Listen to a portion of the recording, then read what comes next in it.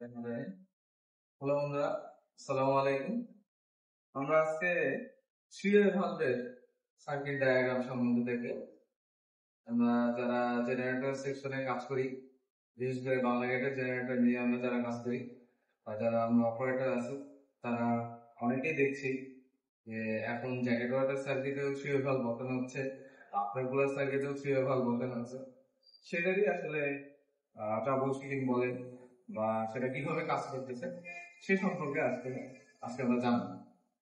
At first আমরা দেখি যে থ্রি-ওয়ে ভালভ একটা বিএলডিসি একটা মোটর, সেই মোটরটাকে আমরা যদি পাওয়ার দিই তাহলে সেটা অপারেট করবে, আমরা জানি।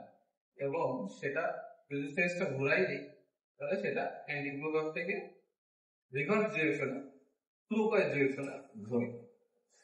বিএলডিসি মোটরেরও ঠিক এরকম একটা অ্যাডভান্টেজ আছে, যেটাকে আমরা দুইভাবে ক্লকওয়াইজ এবং অ্যান্টি ক্লকওয়াইজ ডিরেকশনে ঘোরাতে পারি। সেটা কিভাবে? সেটা হচ্ছে ইটেক থেকে দুইটা ডিজিটাল আউটপুটের মাধ্যমে আমি এই মোটরকে পাওয়ার দিয়ে দুই ডিরেকশনে ঘোরাতে পারি।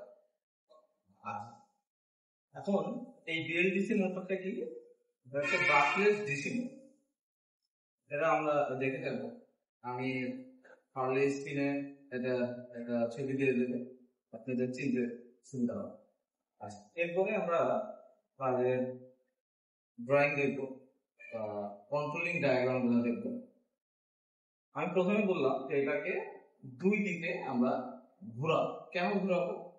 কারণ আমাদের উদ্দেশ্য হচ্ছে একটা থ্রি-ওয়ে ভালভ দিয়ে আমার জ্যাকেট ওয়াটার সার্কিট বলি বা আফটার কুলার সার্কিট বলি, আমার পানির যে টেম্পারেচারটা সেটাকে কন্ট্রোল করা।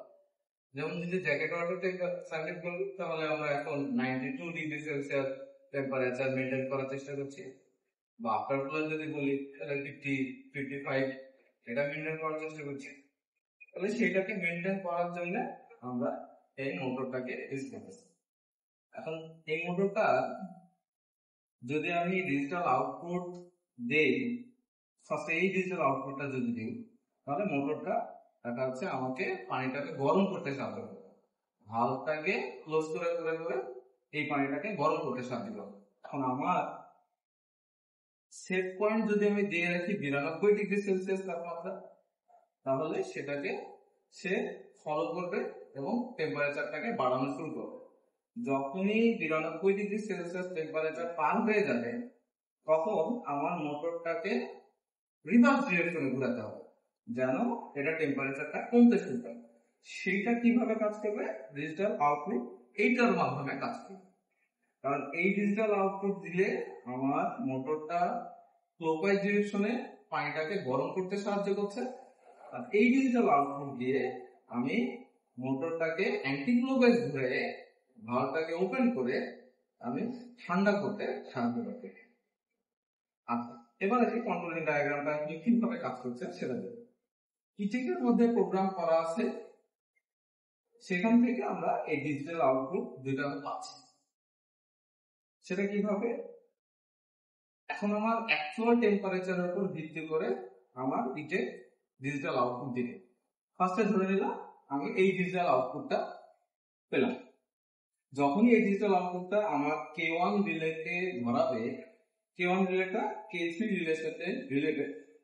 K1 রিলে যখনই আমার কয়েলে আসে এই ডিজিটাল আউটপুটটা রেজিস্টার দিবে, তখন কন্ট্যাক্টটা আমার সুইচ হয়ে যাবে, এনসি থেকে এনওতে চলে আসবে।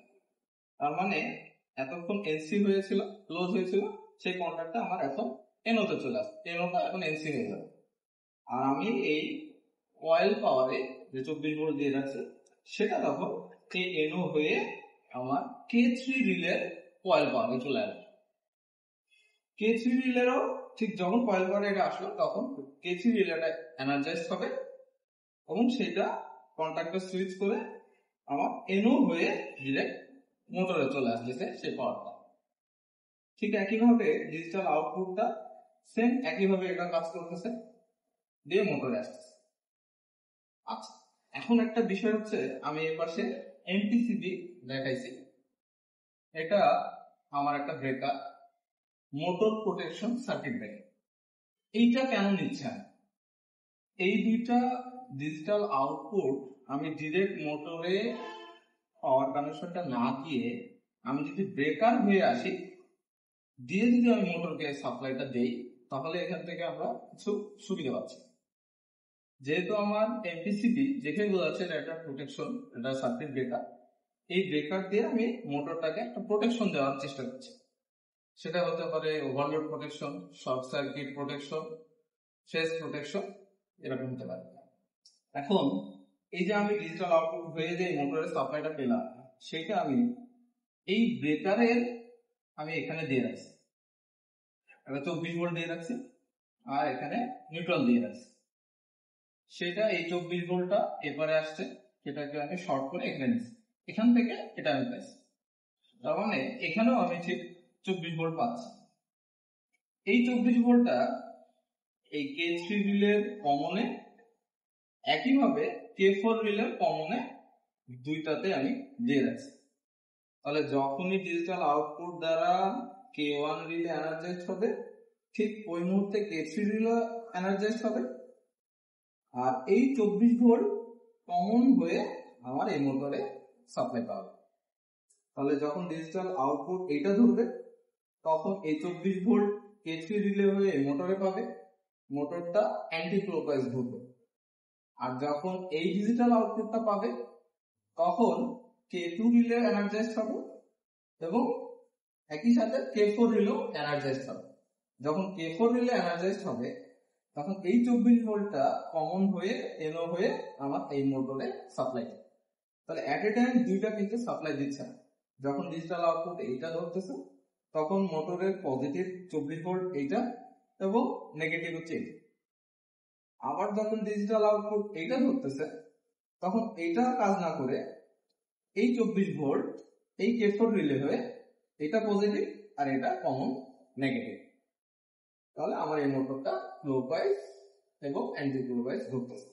তাহলে ক্লকওয়াইজ এবং অ্যান্টি ক্লকওয়াইজের দ্বারা আমি মোটরকে গরম অথবা ঠান্ডা পানি আনতে সাহায্য করতে পারছি। কিন্তু এখানে একটা বিষয় হচ্ছে, যখন আমার ডিজিটাল আউটপুট এইটা পাচ্ছি, তখন মোটরটা ক্লকওয়াইজ ঘুরে আমার টেম্পারেচারটা বাড়াচ্ছে। এখন এইটা কন্টিনিউয়াস তো দিতেই থাকবে, ভোল্টেজটা তো দিতেই থাকবে। তাহলে আমাকে এই মোটরটা কন্টিনিউয়াস ক্লকওয়াইজ ডিরেকশনে ঘুরতে ঘুরতে ঘুরতে ঘুরতে তো একটা সময় যায় সে একবার ওপর পজিশনে চলে যাবে, টপ পজিশনে চলে যাবে। তখনও যদি এই ভোল্টেজটা দিতেই থাকে, তাহলে তো মোটরটা পুড়ে যেতে পারে, পুড়ে যাবে। যার কারণে আমাকে এটাকে ওইখানে স্থির করে রাখা, আমার একটা হচ্ছিল ফিডব্যাক দিতে হবে, মোটর থেকে ফিডব্যাক দিতে হবে এইটাকে, যেন এটা বুঝতে পারে যে না, এটা এখন যে অ্যাকচুয়াল টেম্পারেচার সেটা সেট টেম্পারেচার, সেট পয়েন্টের যে টেম্পারেচারটা তার কাছাকাছি চলে গেছে। তখন সেটা আমাকে একটা ফিডব্যাক দিবে ডিজিটাল ইনপুটের মাধ্যমে, ইটেককে দিবে। তখন আমাকে বুঝতে হবে যে হ্যাঁ, আমি এবার এর বেশি আর যাবো বা এর নিচে আর যাবো। তাহলে আমাকে এটার পরিবর্তে এর পরে আমাকে দুইটা ইনপুট সম্বন্ধে আমাকে দেখতে হবে। ঠিক আছে? আর একটা বিষয়, সেটা হচ্ছে এই এমপিসিবি আসলে এখানে 3টা পয়েন্ট ছিল।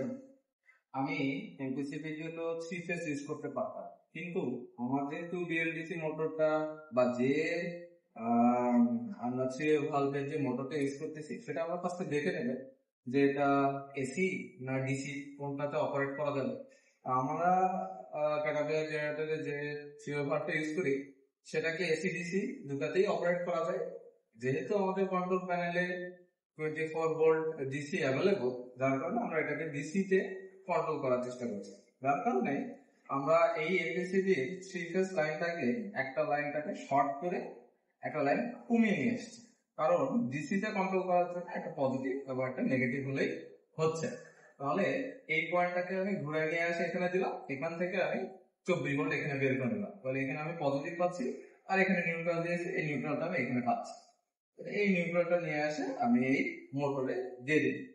তাহলে এখানে একটা পজিটিভ এবং এখানে একটা নেগেটিভ হলে হচ্ছে। আচ্ছা, এরপরে আমরা ডিজিটাল ইনপুট সম্বন্ধে দেখব। আমি এতক্ষণ ডিজিটাল আউটপুট সম্বন্ধে বললাম। আউটপুটটা কি করছিল, মোটরটাকে ভালভটাকে ক্লোজ অথবা ওপেন করে আমার টেম্পারেচারটা বাড়াচ্ছিল অথবা কমাচ্ছিল। এখন আমি বলছিলাম সেটা বাড়াতে বাড়াতে একটা লিমিট তো আছে, মোটরটা সর্বোচ্চ কতটুকু ভালভ ওপেন করবে, বা তারপরে যদি ভোল্টেজটা দিতে থাকে তাহলে মোটরটা পুরো যেতে পারে।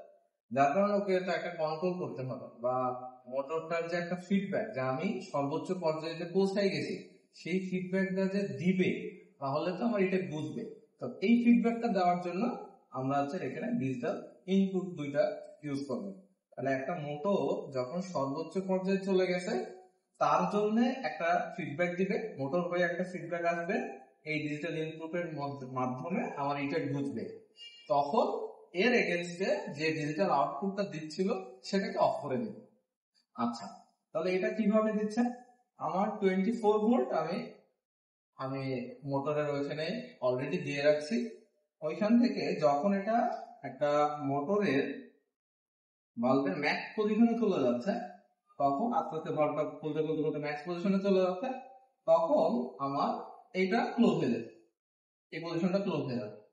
এর মাধ্যম দিয়ে এই ডিজিটাল ইনপুটে আমি একটা ভোল্টেজ পাচ্ছি, যে ভোল্টেজটা এটাকে যাচ্ছে।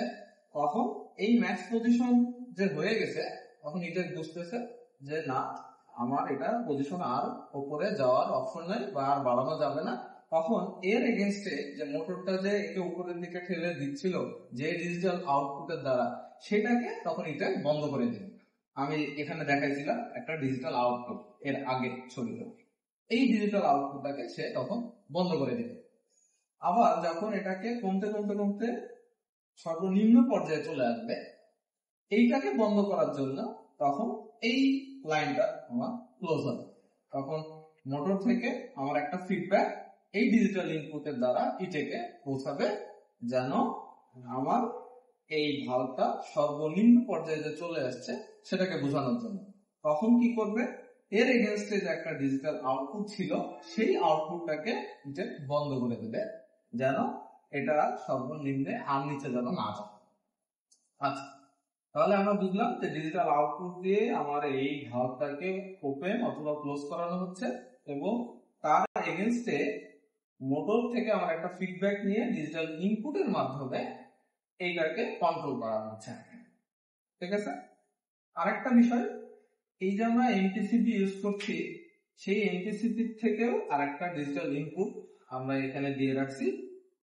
এমপিসিবির কোনো কারণে যদি এটা ট্রিপ করে, সেই ট্রিপিংটাকেও তো বোঝাতে হবে, যে এইটাকে বোঝাতে হবে যে না, আমার এখানে একটা শর্ট সার্কিটের কারণে বা ওভারলোডের কারণে কোনো একটা কারণে যদি এই ব্রেকারটা ট্রিপ করে, তাহলে আমার যেন এটা বুঝতে পারে যে না, আমার এই সার্কিটটা এখন কাজ করতেছে না, তার জন্য আমি একটা ডিজিটাল ইনপুট ইউজ করতেছি। এই ডিজিটাল ইনপুটটা শুধুমাত্র জানাবে যে এই ব্রেকারটা আমার এখন ট্রিপ করছে, তখন একটা অ্যালার্ম ক্রিয়েট করবে, তখন যেন আমরা এটাকে ট্রাবলশুট করতে পারি যে না, আমার এই সার্কিটটা এখন ট্রিপ করছে। ওকে বন্ধুরা, দেখা হবে নেক্সট ভিডিওতে। আরো কোনো কিছু যদি জানার থাকে তাহলে কমেন্ট বক্সে জানাবেন। আমি আশা করব যে নেক্সট ভিডিওতে ব্যাপারগুলোকে আরো ক্লিয়ারলি ডিটেলস জানানোর জন্য। ঠিক আছে, থ্যাংক ইউ।